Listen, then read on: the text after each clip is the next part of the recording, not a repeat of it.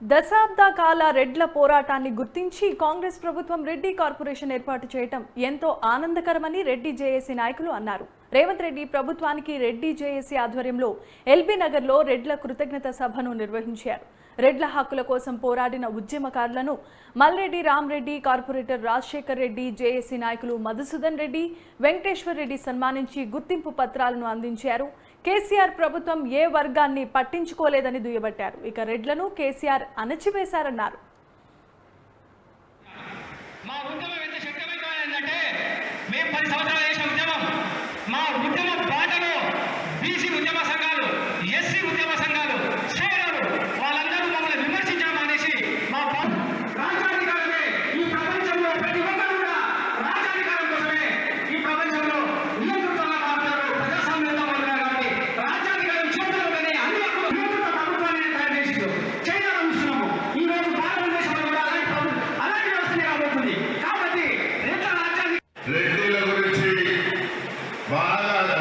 రెడ్డిలలో కూడా చాలా మంది పేదలు ఉన్నారు, పేద విద్యార్థులు ఉన్నారు, చదువుకోనికి కూడా డబ్బులు పెట్టలేని పరిస్థితుల్లో కూడా ఉన్నారని సందర్భంగా మనం చేస్తున్నాం. అందుకని ఈరోజు ముఖ్యమంత్రి కాగానే మొట్టమొదటగా 16 కార్పొరేషన్లు ఇస్తూ అందులో మన రెడ్డి కార్పొరేషన్ కూడా ఇవ్వడం జరిగిందని ఈ సందర్భంగా మనం చేస్తా ఉన్నాం.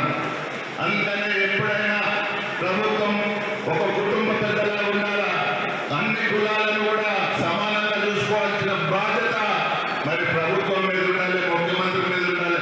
గతంలో ఉన్న ముఖ్యమంత్రి గారు మీ అందరికీ తెలుసు, ముందు ఒక వర్గాన్ని పూర్తిగా చేస్తే నాకు ఓడు అడ్డం లేడనుకున్నాడు.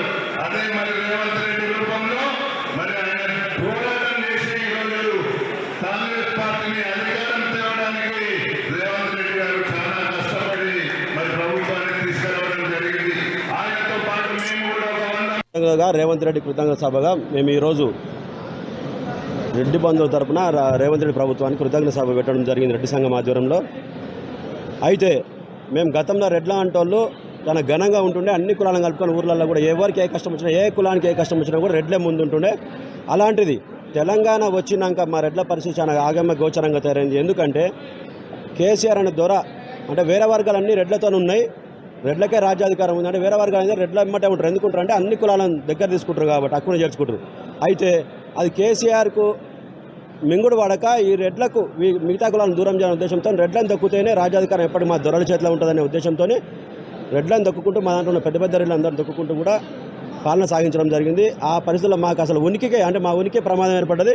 ఆ సమయంలో మేము రెడ్డి సంఘాలు పెద్ద ఎత్తున కార్పొరేషన్ గురించి ప్రయత్నాలు చేయడం, అలాగే మా ఉనికి ప్రమాదం పడుతున్న గ్రహించి మేము ఇట్లా కాదు, ఇక ఈ కేసీఆర్ అనే నియంతను ఈ దొరను సాగనంపితేనే అణగదొక్కుతేనే మన ఉనికి ప్లస్ అన్ని వర్గాలకు కూడా సమన్వయం జరుగుతున్న ఉద్దేశంతో పిండి పుల్లారెడ్డి గార్డెన్కు విచ్చేయడానికి మేము వారం నుంచి ప్రయత్నం చేస్తున్నాము.